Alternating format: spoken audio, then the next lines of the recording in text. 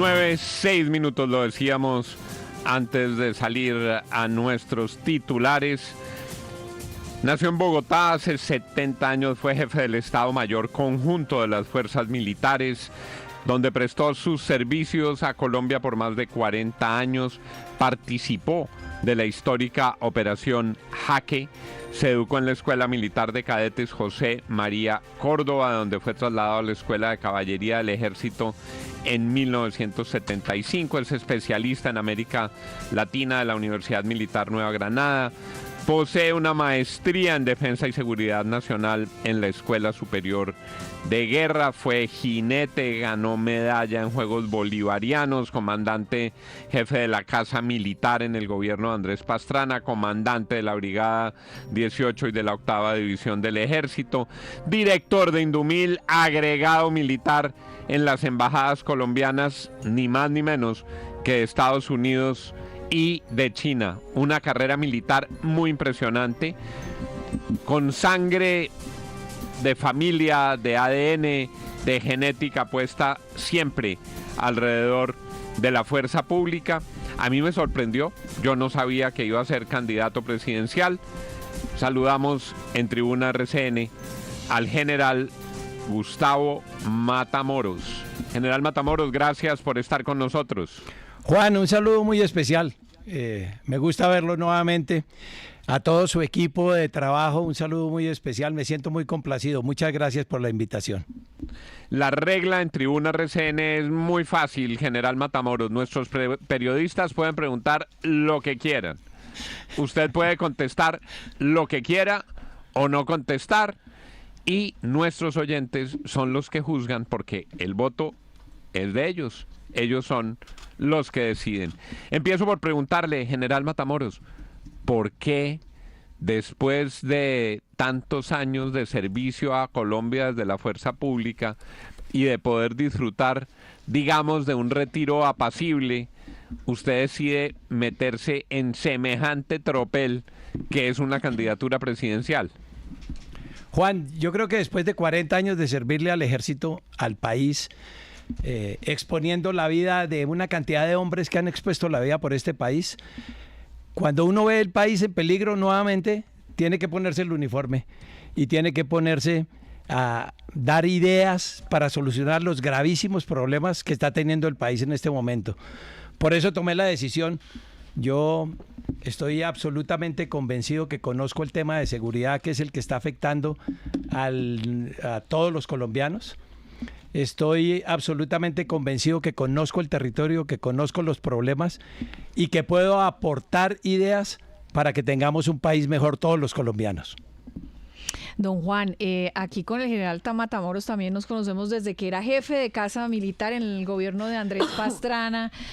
Nos tocaban todos los viajes, me regañaba mucho porque usted era un bebé, rebelde, estaba pero empezando, ya estaba. Ya no la regaño. Ella lo regaña a usted. Cuidado, ahora, ahora, general, ella nos regaña a todos, de manera que téngase finito, general. Así estoy, finito. Estoy finito. No, pero venga, general. Hablando ya sobre su campaña y sobre su, digamos, posición, usted siente que el país está en peligro y dice que por eso vuelve digamos, a estas redes y vuelve a la vida pública, por decirlo así. ¿Está en peligro de qué? ¿Qué ha hecho el presidente frente a las fuerzas militares que usted considera ha puesto en peligro la seguridad y el país? Mire, yo pienso que, Darcy, que el principal problema que tiene el país es la seguridad. En este momento hay más de 500 municipios que están bajo la influencia de los grupos terroristas y narcotraficantes, y eso ya debe preocuparnos. Casi la mitad de nuestros municipios está en manos de la delincuencia, y eso significa que podríamos llegar a tener las repúblicas independientes que tuvimos en los años 60 también. Pero aparte de eso, tenemos unas fuerzas militares que han estado amarradas durante este gobierno. Yo estoy absolutamente convencido que lo que ha hecho este gobierno con las fuerzas militares, especialmente con el ejército, es una venganza. Sí. Porque fue el ejército el que acabó con el M-19 y lo sentó a la mesa. Ellos no se sentaron a la mesa a firmar la paz porque eran unos buenos muchachos, sino porque fue tal el ímpetu militar que les tocó sentarse a la mesa. Pero el país tiene que sentir tristeza de ver cómo un mandatario no protege la joya de la corona, que la joya de la corona son las fuerzas militares y la policía. Entonces están desfinanciadas, están desequipadas, estamos peleando con nuestros aliados estratégicos que nos proveen la mayoría de nuestros bienes de defensa y seguridad, o sea que estamos en un peligro inminente. Y yo tengo propuestas serias para decirle al país, yo los puedo sacar de este atolladero. Y los voy a sacar del atolladero. General, el presidente constantemente habla de golpes de Estado que se están fraguando en su contra, de golpes blandos, de golpes de Estado. ¿Usted cree que las fuerzas militares aquí en algún momento podrían o pensarían, se les pasa por la cabeza un golpe de Estado? Jamás, Darcy. Mire, las fuerzas militares y la policía de este país han sido las fuerzas militares más demócratas del continente. El único hecho que se presentó fue el del general Rojas Pinilla, pero no fue por voluntad de él, sino fue por voluntad de los políticos ante un país que que la violencia lo estaba destruyendo. Entonces, la vocación civilista que tienen las fuerzas militares de Colombia y la policía no las tienen en ningún otro país de Latinoamérica. Y eso de los golpes de Estado, esos son nubes, globos al aire que lanza el presidente para victimizarse. Las fuerzas militares y de policía son las fuerzas más respetuosas de la Constitución, de la libertad y del orden. Eso no nos quepa la menor duda. General Matamoros, es que quisiera ahondar en esa respuesta anterior que da usted de que lo que está pasando con las fuerzas militares es la venganza de Petro. Cuando usted era militar activo y estuvo en tantas regiones del país, el hoy presidente de la República era guerrillero y estaba delinquiendo y estaba rompiendo la ley. ¿Se imaginó usted que en algún momento un exguerrillero llegara a gobernar este país? Bueno, no me lo imaginé, pero esa es la democracia. Eso fue la voluntad del pueblo colombiano. Y en el tema de guerrillero, voy a decir algo que siempre he pensado, que ni siquiera era un buen guerrillero. Porque es que él no cargaba un fusil, él no patrullaba, él no enfrentaba. Él era un guerrillero de barrio en Zipaquirá, que movía masas, pero de resto no tuvo ninguna prestancia en el movimiento como lo pudieron tener otros. Sin embargo, yo sí sigo creyendo que lo que pasa con este gobierno es lo que dije anteriormente, es la venganza del presidente contra el ejército. ¿Y esa venganza pretende llegar a dónde? ¿Qué es lo que cree usted que está intentando hacer el presidente Petro con las fuerzas militares? ¿A qué quiere llevar estas fuerzas militares? Pues a lo que la está llevando, unas fuerzas militares desequipadas, unas fuerzas militares que les acabó la moral combativa, unas fuerzas militares donde se ha reducido la inteligencia, donde se han reducido todos los presupuestos, donde vemos que la población los rodea a los soldados en el Cauca y en varias regiones del país, los secuestran y en el país no pasa nada, un mandatario donde no está presente, donde están los problemas del país.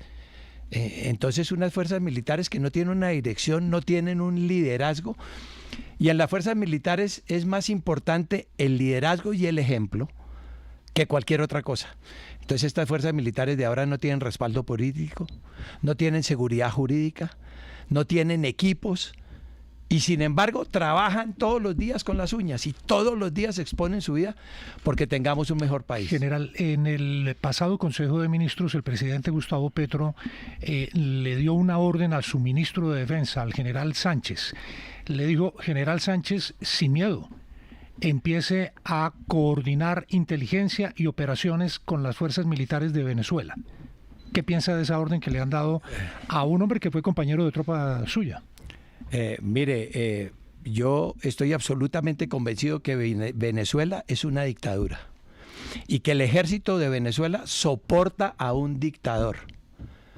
Yo no entiendo cómo un mandatario de un país democrático como es Colombia, a pesar de todos los defectos y los problemas que tengamos, le pide a un ejército serio, comprometido, defensor de la Constitución, realizar operaciones con un ejército que está al servicio de un dictador. Estoy en completo desacuerdo y yo creo que el presidente lanza todas esas iniciativas es para distraer a la opinión pública y para que la opinión pública esa semana empiece a hablar de ese tema. Pero al final todas las promesas de este gobierno son incumplidas. Así es de que, a pesar de que él lo diga, yo no le tengo ni 5 de credibilidad a este gobierno. Un presidente que va al Japón y dice que vendieron no sé cuántos millones de platos de lechona, pues yo no le puedo creer ni sus órdenes, ni sus estadísticas, ni las informaciones que le presenta al país.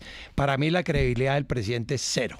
Sí, pero general, esa es la gran pregunta en la actualidad, y es qué va a pasar con Nicolás Maduro, porque todos los días cuando alguien le pregunta a Donald Trump que si van a bombardear él responde, ya vamos a ver qué va a pasar con Venezuela. ¿Usted participaría en operaciones militares con Estados Unidos para derrocar a Nicolás Maduro en Venezuela? Jamás. Jamás le daría una orden al ejército. El ejército colombiano tiene que cuidar la seguridad de este país, velar por el cumplimiento de la Constitución, defender la bandera, nuestros símbolos, la libertad y el orden. Ahora, si le soy sincero, Estados Unidos no necesita ninguna ayuda nuestra para hacer lo que quiera hacer en ningún país del mundo, y eso lo ha demostrado. Entonces, cuando dicen, sí, al contrario, mire, el único país en el mundo que puede trabajar en conjunto con los Estados Unidos por su tecnología es la Gran Bretaña. De resto, ningún país se iguala a la tecnología de los norteamericanos. Así es de que nosotros, como dice Darcy, seríamos un estorbo realmente. Claro, pero es que en ese escenario usted sabe perfectamente que el ELN y las disidencias tienen gran control en algunas zonas de frontera, que usted va a tener, si eso sucede en un escenario de conflicto regional, pues usted tendría que tomar decisiones sobre garantizar la seguridad territorial en la frontera, y eso tendría que hacerse con Estados Unidos. ¿Cómo sería eso? Mire, le voy a decir una palabra muy coloquial para calificar esos movimientos que tenemos en Colombia. Son unos alpargatudos, sin ofender a las alpargatas ni a los que la usan, pero son unos narcotraficantes terroristas. Están dedicados al negocio del narcotráfico, lo único que les interesa es ese dinero. Corromper a nuestros campesinos, que eran campesinos de bien, entonces obligarlos a sembrar. Y son terroristas porque generan el terror. Miren norte de Santander, el desplazamiento que causaron, las muertes que causaron. A mí esos movimientos son movimientos que atemorizan a la población, que se toman territorios que no ocupa este gobierno por incapacidad gubernamental, pero que al final no son decisivos en ningún conflicto, y los Estados Unidos ni siquiera los consideran como una amenaza. General, es que con la respuesta que da usted de que las órdenes que da el presidente no hay ni que pararle bolas, me hace pensar en que se parece mucho al episodio que ocurrió la semana pasada en Nueva York, donde el presidente Petro le pidió a los soldados de Estados Unidos que no le hicieran caso al presidente Trump, porque sus órdenes estaban apoyando un genocidio en el pueblo palestino. ¿Puedo interpretar que usted podría estarle dando la misma indicación u opinión a los soldados en Colombia, que no le paren bolas a las órdenes del presidente Petro? No. Yo lo que digo es que yo no le paro bolas a lo que dice el presidente. Los militares tienen muy claro quién es su jefe supremo y deben obediencia a ese jefe supremo. ¿Qué tal que en Colombia yo me atreviera a decirle a los soldados que no le obedezcan al presidente? Pues un golpe de Estado. Termino en la cárcel, es un golpe de Estado. Me juzgarían, me demandarían, me detendrían. Porque es que esa ocurrencia no se le ocurre sino al presidente en un foro como porque no fue ni siquiera en el foro de las Naciones Unidas, fue pues en la calle, como un agitador común y corriente. ¿Qué tal que a mí se me ocurriera hacer lo mismo aquí en Colombia? ¿Qué me pasaba? No, pues para la cárcel. Para la cárcel me voy inmediatamente, me vuelven golpista, me desaparecen de este país. Pero cuando lo hace la izquierda o cuando lo hace el presidente, entonces todo el mundo lo acepta y dice que qué valentía haberle dicho al presidente Trump. A mí se me hace que esa actividad fue un total despropósito y fue un acto ridículo que hizo el presidente de Nueva York. General, con los buenos días, quería preguntarle, a esta hora se adelanta un debate de control político en contra del ministro de Defensa Pedro Sánchez y en contra de la cúpula militar. Hace 2 semanas estaban también en un debate de moción de censura y esto se da a raíz de toda esta crisis de orden público en varias regiones del país. Pero ¿cómo combatiría usted justamente el crecimiento de estos grupos ilegales en varias regiones, teniendo en cuenta que hoy en día utilizan diferentes amenazas? Hoy en día vemos ataques con drones, ataques con nuevos explosivos. ¿Cómo superar esta crisis que se vive en las regiones? Esa crisis, la única forma de superarla es con la presencia del Estado, con el respaldo del presidente a sus fuerzas militares y de policía. Tenemos que llegar a todos esos municipios que están en manos de los bandidos. Tenemos que acabar con el narcotráfico, dejar de ponerle apelativos a las cosas. Tenemos que acabar con la minería ilegal. Tenemos que acabar con los grupos de bandidos. Es que con esos grupos de bandidos, narcotraficantes y terroristas no podemos negociar. Esas mesas de trabajo, esas mesas esas mesas que están haciendo, eso hay que acabarlo ya. Eso no sirve para nada. Llevamos hablando 60 años con el ELN y no hemos logrado absolutamente nada. ¿Qué vamos a lograr con estos grupos que son narcotraficantes? Yo creo que Colombia es el único país en el mundo que negocia con narcotraficantes y con terroristas. Ningún otro país lo haría. Pero nosotros lo estamos haciendo simplemente por un tema desquiciado del gobierno que se llama paz total, que es un fracaso total. El Estado tiene que llegar a todo el territorio y eso es lo que yo estoy proponiendo en mi plan de gobierno. Seguridad con desarrollo y desarrollo con seguridad. Vamos a llegar a todas esas regiones que están olvidadas y es donde se producen toda la violencia que se produce en el resto del país. Si usted mira de dónde salió el último carro bomba en Cali, salió del Cauca. Y el Cauca está perdido. Tenemos que recuperar esos territorios. Tiene que llegar el Estado a todo el territorio nacional. General, aquí tenemos una sección que ayuda a ubicar en qué parte del espectro político está parado cada candidato. Se trata de pedirle un número de 1 a 10, donde 1 es muy cerca y 10 es muy lejos, frente a varios de los que son sus contendores, sus rivales en esta carrera presidencial. Doña Darcy Quinn. Bueno, acuérdese, 1 muy cerca, 10 muy lejos. Muy lejos. Entonces, Juan Carlos Pinzón. 10. ¿Muy lejos? Lejos. Sí. ¿Lejísimos? Lejísimos. ¿Le puedo preguntar por qué? Porque es que un gobierno que se roba un plebiscito y todos sus funcionarios están de acuerdo, para mí están muy lejos de lo que yo pienso de la que es la política. Abelardo de la Espriella. 10 también. ¿Por qué? Porque no conoce nada de seguridad. Es una persona que ha vivido en una burbuja en Miami. Sí, es muy bueno cantando, es muy bueno como abogado. Produce un ron, creo que no lo he probado, pero que dicen que es Ron muy bueno. Defensor se llama. Ron Defensor. ¿Lo ha tomado o no? No, no lo he tomado, pero no conoce un soldado, no ha entrado a una unidad militar, no tiene ni idea cuáles son las angustias y los afanes de los militares. Vicky Dávila. Y usted también la regañaba conmigo allá en Casa Militar. Claro, porque Vicky Dávila llegaba retardada a las salidas de los vuelos, entonces me tocaba regañarla. Vicky Dávila, 5. Más cerca. María Fernanda Cabal. 8. Paloma Valencia. 3. Miguel Uribe Londoño. No lo conozco. 8. Enrique Peñalosa. 5. Juan Guillermo Zuluaga. 8. Aníbal Gaviria. 6. Mauricio Cárdenas. 3. Sergio Fajardo. Sergio Fajardo. 8. Iván Cepeda. 14. Enrique, Claudia López. 10. Enrique Peñalosa. Ya. Ya. Enrique Oviedo. Peñalosa yo. Juan Daniel Oviedo. 5. David Luna. 7. Juan Manuel Galán. 3. ¿Quién más falta? Iván No, Cepeda. creo que Ah, no, ya Quintero. 14. Ya están ahí. Mejor dicho, ¿quién está ¿A quién lo tienen en el uno? uno? No, Pues porque cerca, vemos que todo el está más lejos. cerca es 3 y le voy a decir quién es. Yo aquí le llevo la ¿Quién era? Paloma Valencia. Paloma Valencia, Sí, sí. sí. Pero Mire, ¿a quién tienen uno? Y Mauricio Cárdenas dijo 3 también. No, yo en 1 tengo a la Constitución Nacional. Yo en 1 tengo a la defensa de la Sí, ley. pero es que esos no van a ser candidatos. ¿Qué candidato tienen uno? Pero tienen que ser el norte. Entonces, por eso yo no me le acerco tanto a nadie y voy por ahora solo. Porque es que yo ni soy de derecha, ni soy de izquierda, ni soy de centro. Yo soy una persona que hace 54 años juró en el campo de paradas de la Escuela Militar defender la bandera y perder por ella hasta vuestra vida. Para mí, la bandera, el escudo, la libertad, el orden y la Constitución son mi ideología.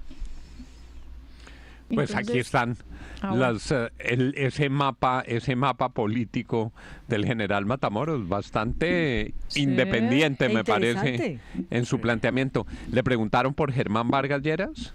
No me preguntaron por Germán Vargas Lleras. Porque no es candidato todavía, pero... No es un candidato, pero es una persona que tiene el país en la cabeza.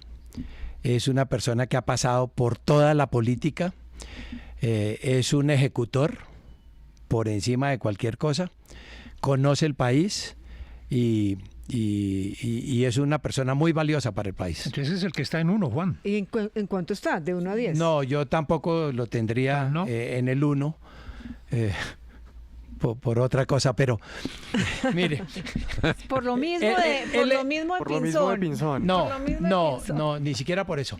Él era muy joven cuando mi papá era jefe de la Casa Militar del presidente Lleras. El general Matamoros da Costa. Y él era el nieto. Y con él tengo una anécdota muy simpática, y es que él pasaba por el casino donde estaba la Casa Militar y ellos tenían una mesa de billar pool.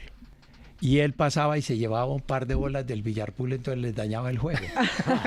Él lo sabe muy bien y yo a él lo aprecio. Y la familia Lleras apreció mucho a mi papá porque mi papá fue 4 años... Claro, era el jefe. 4 años jefe de la Casa Militar de Carlos Lleras. Claro. Entonces, entre las dos familias hay un aprecio muy grande. Y creo que Germán Vargas es un hombre que le cabe el país en la cabeza y muy capaz. Pero no le perdona que se le hubiera llevado las bolas. No, malosito. Eso es imperdonable porque dañó muchos juegos de billar.